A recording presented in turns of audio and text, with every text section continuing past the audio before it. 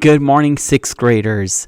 I hope you had a good weekend. I hope you're ready to start thinking about heroes and the Lightning Thief and Percy Jackson and stories. So, last week we wrapped up kind of the first chunk of Percy Jackson, the Lightning Thief, and I gave you guys a mid unit assessment where you sat down and you wrote some answers to questions. Later on Tuesday or Wednesday, I'll walk through those with you in some detail because I liked what I saw so far, and frankly, we really do need to give you guys some more time to work through it because some of you didn't finish it yet. So I'm going to move on with our next section where we'll begin thinking about what a hero is. What is a hero? And a hero's journey. So heroes are all around us, and we're going to think about what a hero's journey looks like. Once we talk about a hero and a hero's journey, we'll start thinking about how to cite two sources at once in writing. We won't get to that today, but here's what we're going to focus on. We're going to begin reading The Hero's Journey. It's a document I've already uploaded for you, and we're going to talk about the word archetype, and we will try to connect what we're reading to the book, The Lightning Thief. We're not actually going to read The Lightning Thief today, but we will talk about it some. So let's get started. Just follow along with me for a few minutes. Before we begin our work, this is our work, but before we really dig into the reading today, take several minutes to respond to this quick write question.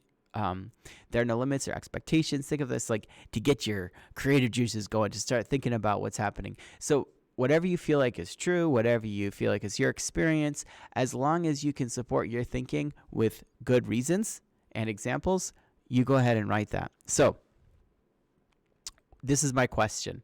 And after I read this question, I want you to pause and open up the doc in your Google Classroom for this assignment and start writing. So the question is, what or who do you think of when you think of the word hero?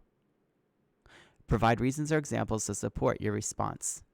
I'd like you to do a good job with this, but I'm not going to grade it based so much on your spelling and punctuation. I just want you to get your ideas down on paper on your Google Doc. Once again, the question, what or who do you think of when you think of the word hero? Pause the video and fill that out, and then come back and we'll finish the video together and walk through some more things. Okay, welcome back. I hope you wrote an answer to the question, what is a hero? And if you didn't, you need to go back and do that. So let's think a little bit more closely about the hero's journey. Take a few minutes to look at the new text that we'll be working with called The Hero's Journey.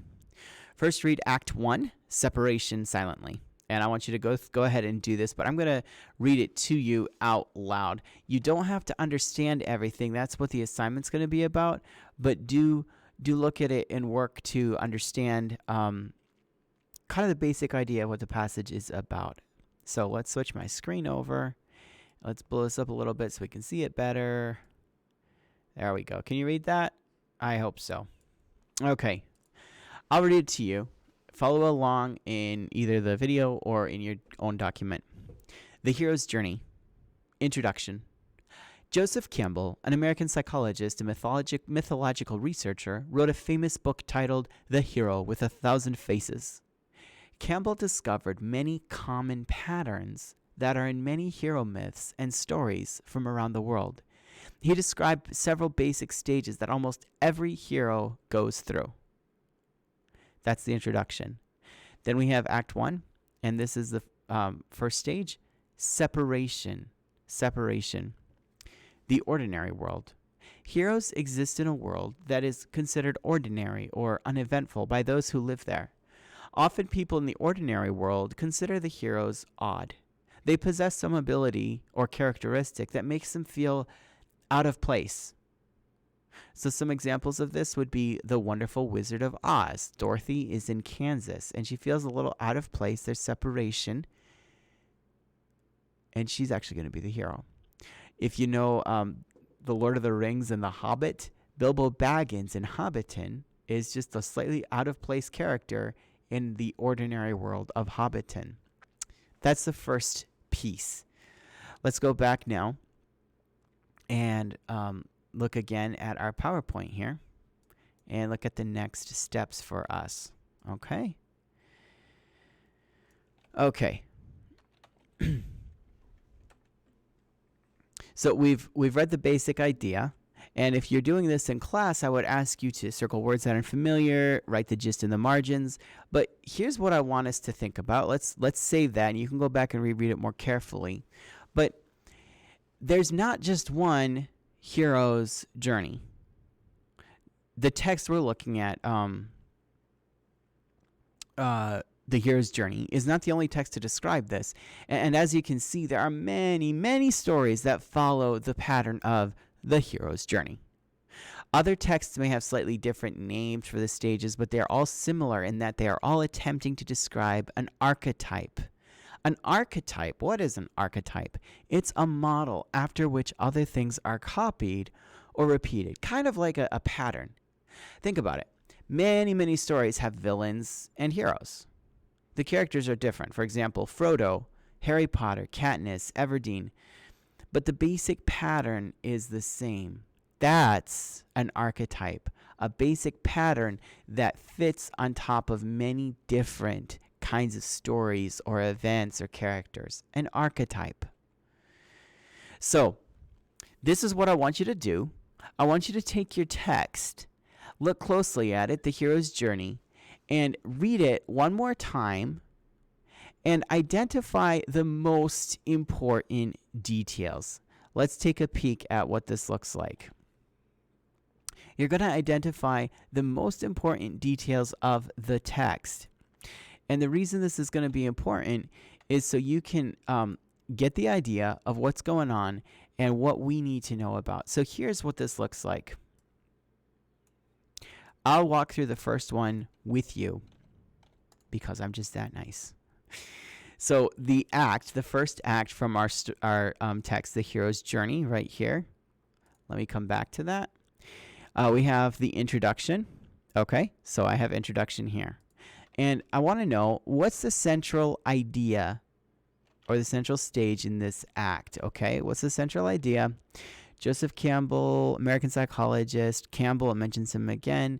So what I'm going to write is Joseph Campbell.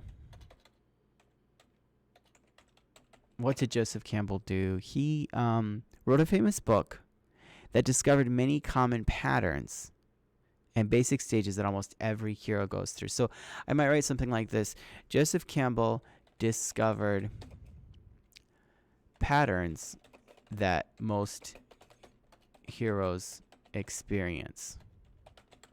Okay? So that would be my central idea.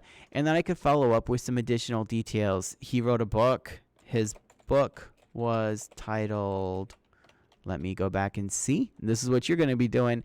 The Hero with 1,000 Faces.